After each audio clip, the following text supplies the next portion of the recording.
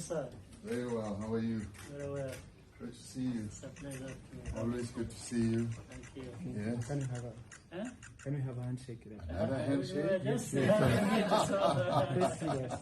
How many do you want? Thank you very much. Thank you, sir. good.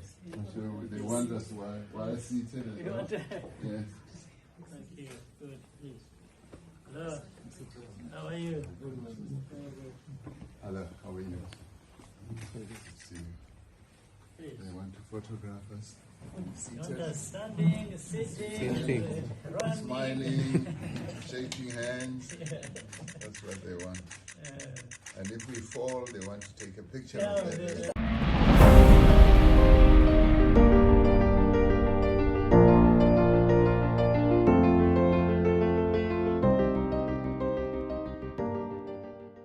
Voilà, bonjour, bonsoir, ça dépend de l'ère à laquelle vous nous suivez de partout, très chers abonnés. Tukutani lisusu pour nous consoler na matériel politique ya République démocratique du Congo, comme vous le savez, ces derniers temps, l'actualité est ébellée. Tutaki Kozana direct, on vous a parlé de la situation réelle de l'Est de la République. Comment est-ce que Dongolomisu Oyoyo, RDF, IPDF, komi na niveau ya kosakana te ya ko détruire la RDC, ya ko luka ba stratégie comment déstabiliser la RD Congo, la RD Congo. Au moment où je vous parlais, la situation est tellement grave. Vous avez suivi la vidéo au début de l'émission, comment est-ce que Ramaphosa pesani mbotina Kagame baza koseka, baza tellement à l'aise, baza tellement calme. Dans la politique, les gestes comptent. Certaines personnes vont penser peut-être que non. Mokonzi ya mboka a commis na ba regret makasi par rapport à ce que non te juste kaka po Ramaphosa kendaki na Rwanda pona makambo oyo ya cérémonie esalamaki kuna pona ko commémorer makambo ya génocide ya batuti et tout non. On va vous expliquer la réalité et puis nous allons entrer sur l'actualité. Il y a titre en abisso to Telibino pour vous faire comprendre pourquoi est-ce que le président de la République aujourd'hui a salaki voyage sans pourtant signaler la population ni signaler tout autour entourage nae.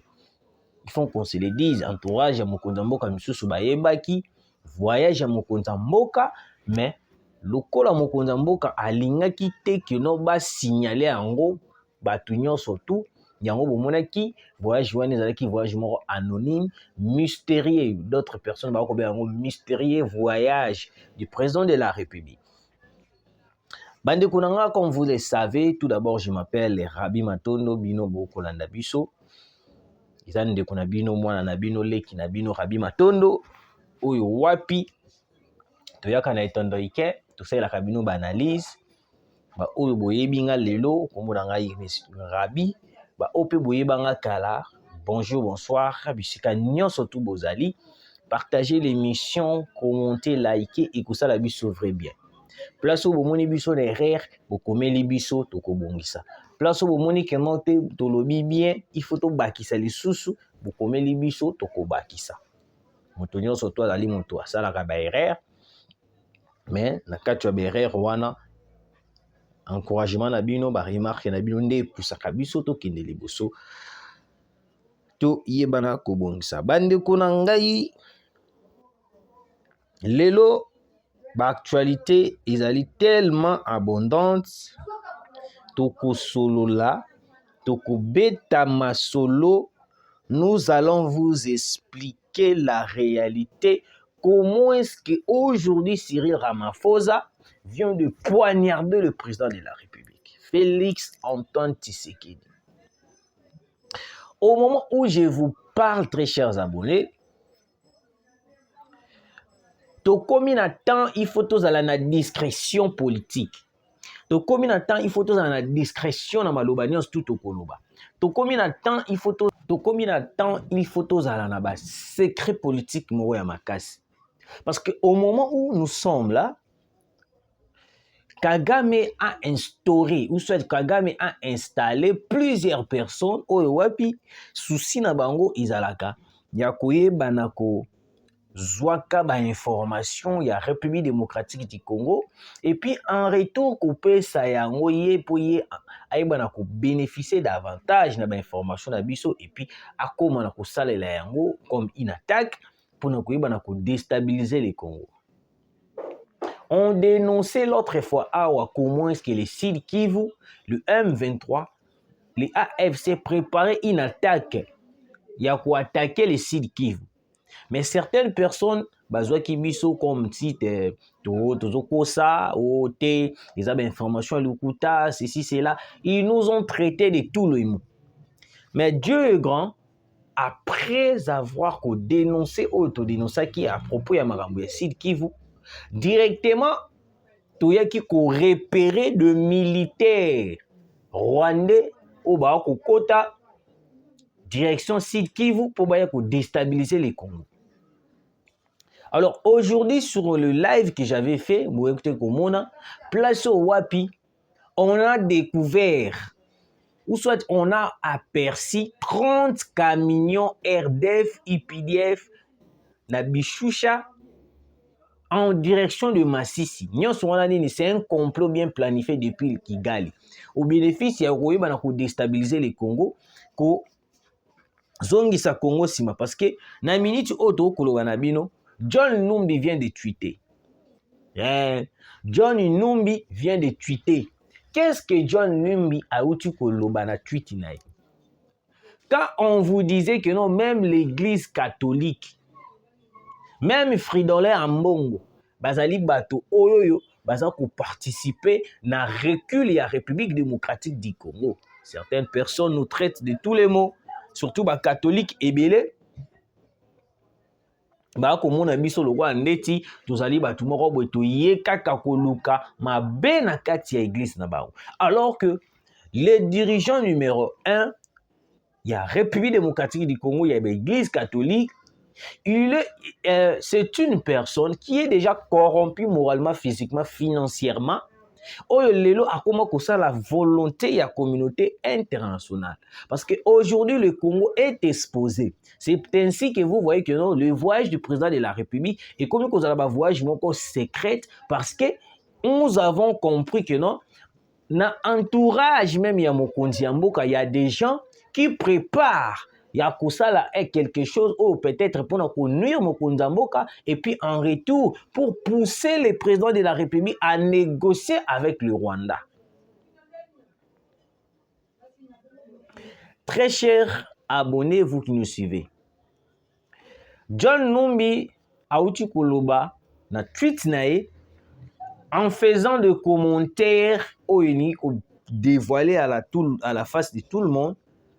Comment est-ce que les Fridolin Ambongo, les Bandaki, pour soutenir le président de la République, et aujourd'hui, Fridolin Ambongo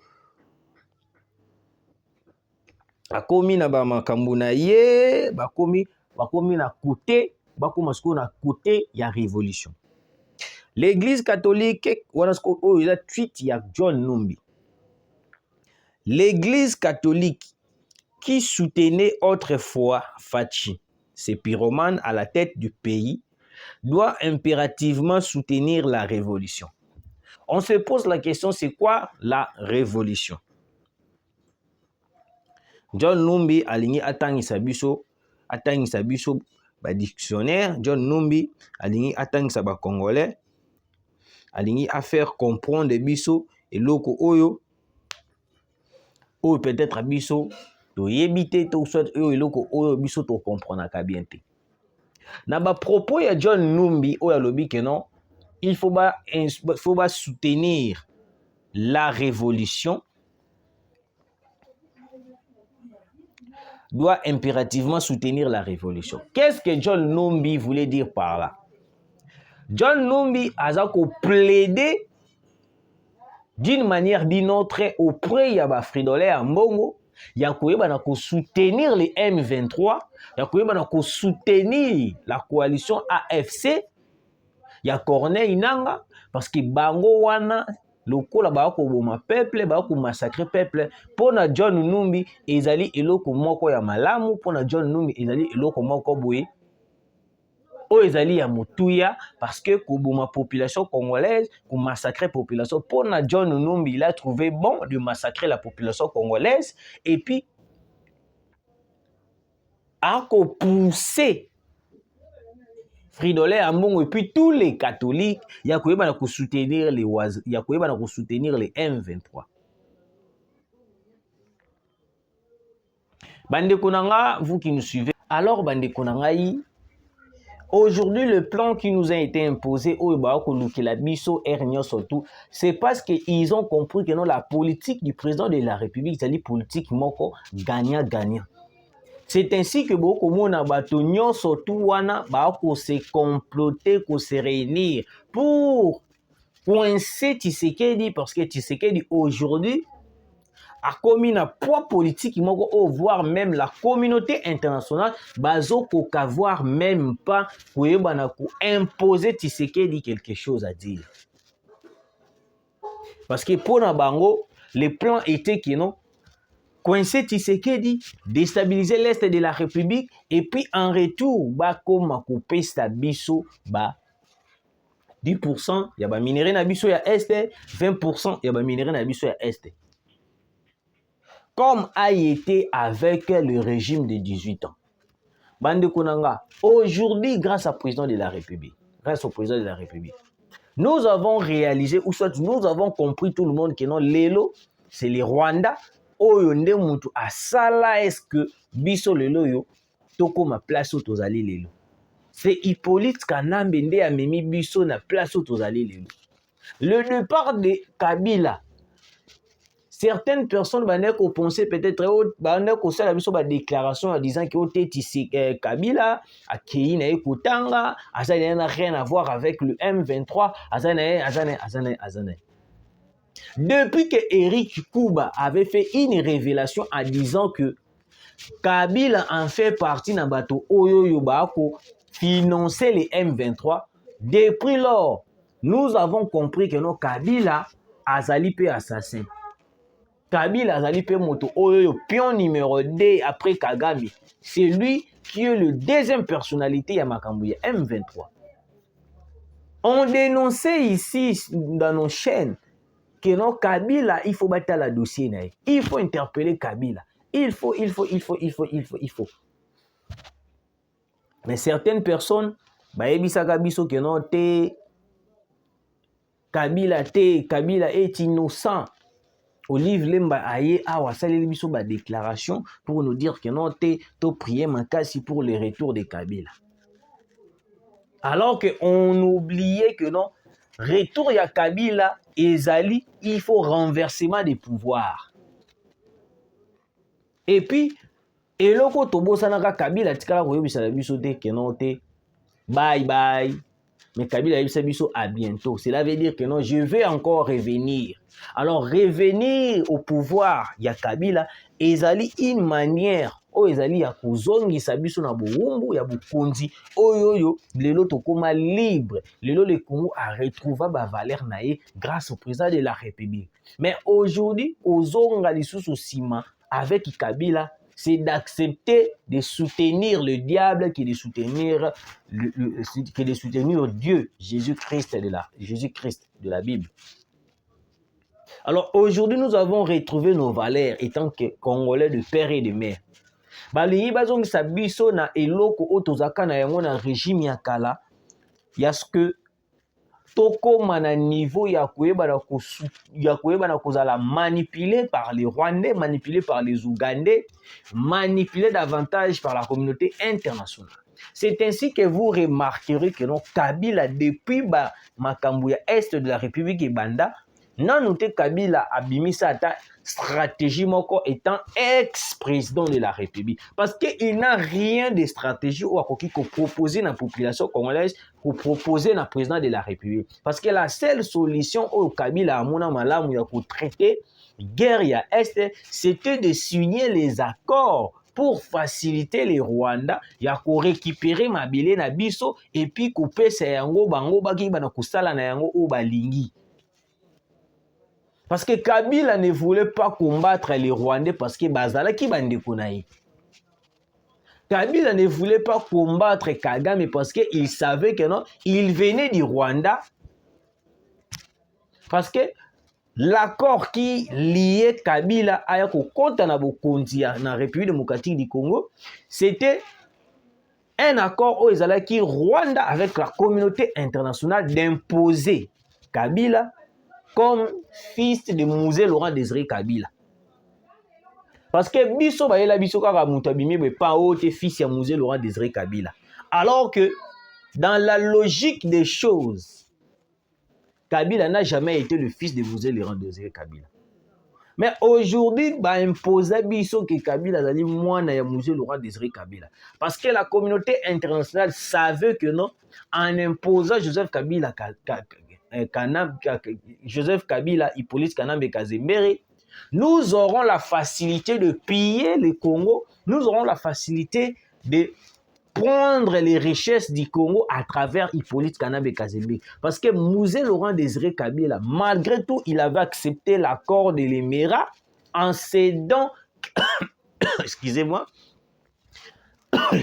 très cher d'abonnés, malgré il avait accepté l'accord de l'Émirat en cédant quelques parties à Est, quelques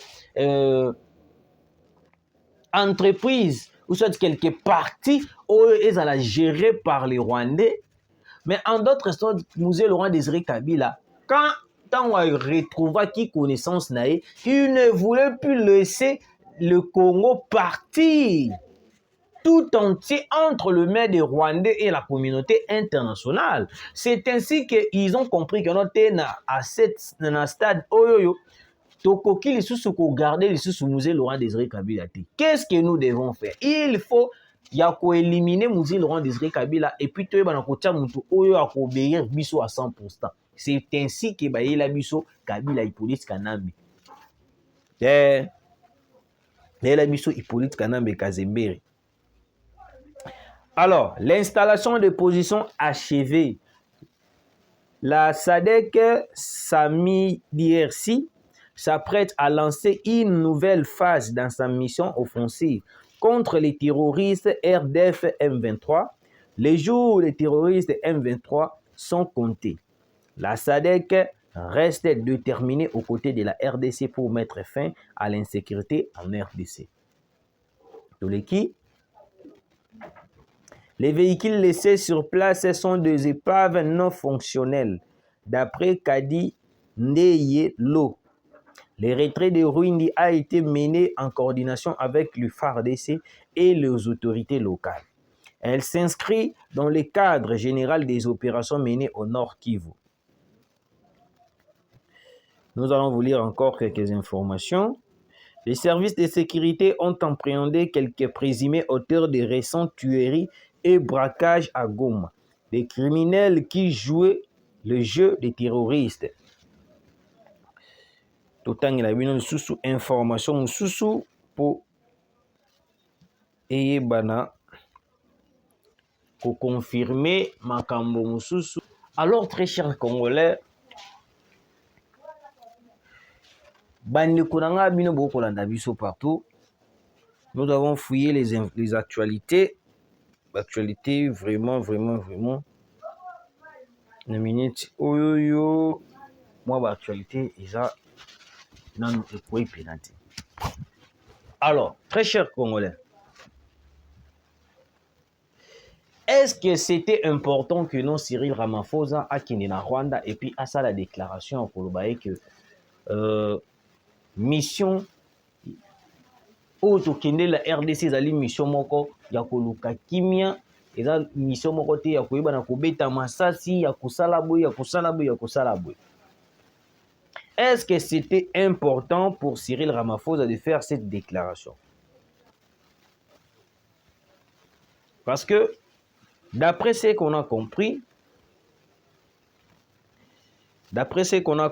très chers Congolais, d'après ce qu'on a compris, attends que je puisse vous lire l'information pour que vous compreniez une réalité. Voilà l'information. Après la déclaration du président Cyril Ramaphosa ce week-end à Kigali pour une solution politique et non militaire à la crise à l'est de la RDC. Après avoir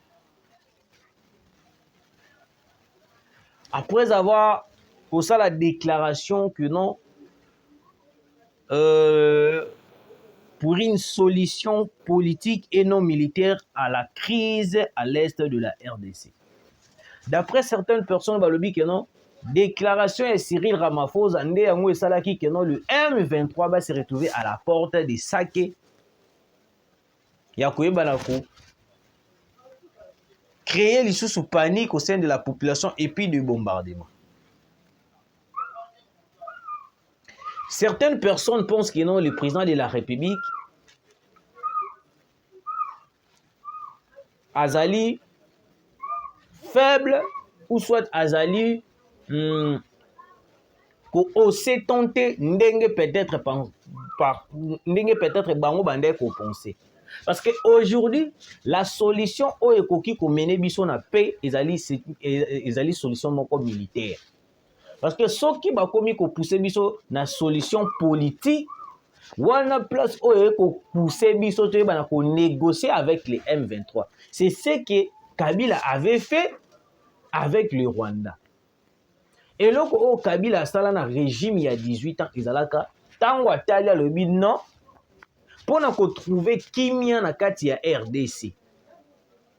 Il faut na la ligne, il faut na signer accord parce que Kabila était sous pression de la communauté internationale.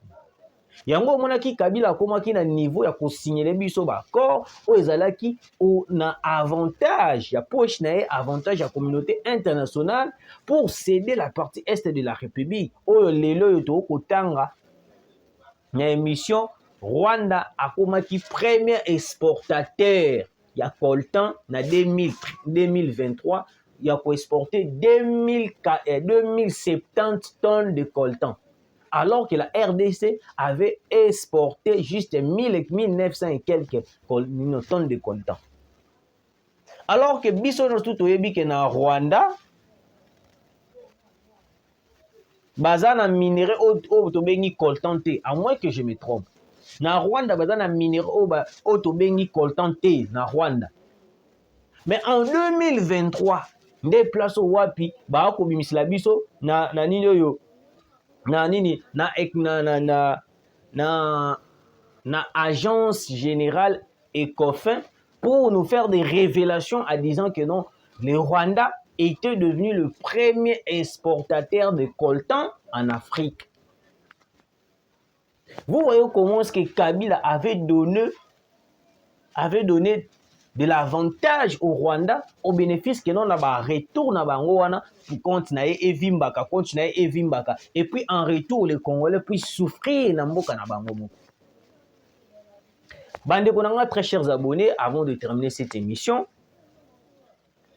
le Rwanda et l'Ouganda viennent de renforcer le M23 na 30 camions au ezali ba voiture logistique pour renforcer le M23 davantage.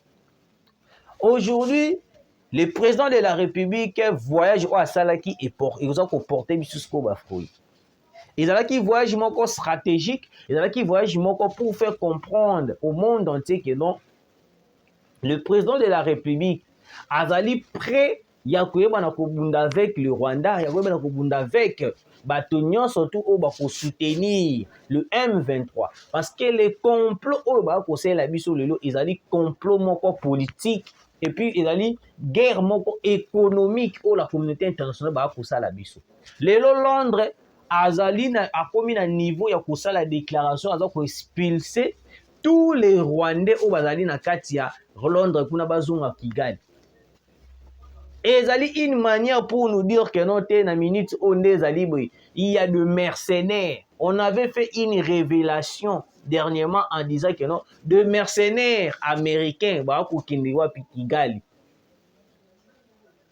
Ndenge moko pena passe wana pe Londres les sous yango pour expulser les Rwandais dans Londres, baya wapi baya na Kigali. Ce sont des mercenaires, très chers Congolais, ce sont des mercenaires. Ni pour faire comprendre au monde entier, pour faire comprendre à la RDC que non, biso tozalisko biso moko. On pensait peut-être que non, Cyril Ramaphosa serait de notre côté. Mais nous avons vite compris que non, la RDC est comme qu'on s'est retrouvé yemoko devant tout le monde. À moins que na muto tozana na moi confiance moi muke ezali Burundi. Tozalaki na confiance na Angola, mais Angola peut aller trahir position na biso. Angola peut aller trahir confiance nous tout tozalaki na yango envers lui. Et les autres commis qu'on s'est retrouvé biso moko. C'est pour cela vous avez compris, même il voyage à Mokonza Mboka, ils allaient qui annoncé té. Voyage moko mystérieux. C'était pour aller pour créer une sorte de forme, une sorte de désaccord où pour permettre biso de banako si sa guerre ya est. Parce que ceux qui tolobi kaka to kende na lire, y a ba France, il y a les États-Unis, il y a la communauté internationale, nous risquons de perdre encore 5 ans, 10 ans avec cette guerre aux États-Unis à l'Est de la République. Parce que celui ou soit le président qui sera élu après Tshisekedi, peut-être il sera déjà corrompu à travers le Rwanda, ou soit il sera déjà corrompu et pas il y a la communauté internationale. Et là, nous allons vivre ce que nous avons vu il y a cela 18 ans. Oyo Kabila a salé la biso Congo, Oyo Kabila a coinsaka ba Congolais, il y a liberté d'expression parce que na régime ya Kabila tozalaki na temps ko s'exprimer tendenge to s'exprimer lelo. Grâce au président Félix Antoine Tshisekedi, nous avons eu les sourires oyo wapi tokomi ko sepela que notre oza ba Congolais parce que auparavant dans régime à 18 ans personne abandé kozala na sengo ya koloba que non je suis Congolais parce que à chaque fois il y avait des tueries, à chaque fois il y avait des marches au batu bandeki ko kufa. Kabila ne voulait pas que les Congolais puissent manifester mécontentement na bango envers lui. Kabila voulait à tout prix régner dans ce pays. Kokonza dictature ya Kabila ne yango emema bato ebele bakufa na mboka na biso nde yango sikoyo Olive Lemba komi kosela biso na ba déclaration ya disaki no te to sambela makaso Kabila azonga. Qui ne sait pas que non le retour de Hippolyte Kanambe Kazembe et Kabila ezali retour moko diabolique, ezali retour moko oyo eko perdre si sa biso lisusu ba makambo ebele. Kabila a fait beaucoup dans ces pays. Kabila a lelisa ba famille ebele na mboka oyo. Alors bozongi ya Kabila na mboka oyo c'est d'accepter le diable que d'accepter Seigneur Jésus-Christ. Je le répète. Bozongi ya Kabila na mboka na biso oyo c'est d'accepter le diable que d'accepter Jésus-Christ. Parce que Kabila na 18 ans ya Kabila tomoni makambo ya somo avec Kabila. Alors Congolais oyo sepeli kozala libre avec Félix Antoine Tshisekedi, il n'acceptera jamais ya koyoka moto moko boya bimi na etando eke pour dire que non te o Kabila zonga. Aujourd'hui, il faut comprendre une chose. Les Rwandais ont mis en place plusieurs stratégies pour nous yimba ba information ya mboka na biso et puis koyeba ko pesa yango bato oyo bazali mieux placés pour déstabiliser les Congo. La communauté internationale il est complice avec les Rwandais. La communauté internationale a coupé sa biso aucun jour soutien moko sincère pour combattre les Rwandais parce que même la communauté internationale bazali complice avec Kagame. Donc ils seront là en train de regarder et puis ya koloba kaka na ba déclaration na bango que non te Kagame longwa donc là ba militaire na yo. Mais pour sanctionner sévèrement le Rwanda, ils ne le feront jamais. Ils ne le feront jamais. C'est pourquoi John Numbi vient de tweeter pour dire que il faut Église catholique et soutenir et soutenir la révolution. Qu'est-ce que la révolution? N'est-ce pas, John Numbi est en train d'implorer Nabandimignon, surtout les catholiques, de soutenir le M23. N'est-ce pas, John Numbi est en train d'implorer Nabandimignon, surtout les catholiques, les dirigeants, surtout les catholiques, de soutenir Kagame, parce que même Fridolin Ambongo, tout le monde a place au Fridolin Ambongo a kokumisa Kagame. Namboka o. Tout le monde a place au Fridolin Ambongo a applaudir. Makambo Kagame a kosa la génocide à Kagame. Nous avons tout vu dans ce pays. Yeah, nous avons tout vu dans ce pays. Le président de la République Azali stratège. Voyage à Mokonzi Mboka, c'était la preuve pour nous faire comprendre que non, la guerre ezali la guerre pour la guerre. Mais la guerre, il faut aussi avoir des secrets pour déstabiliser les sous.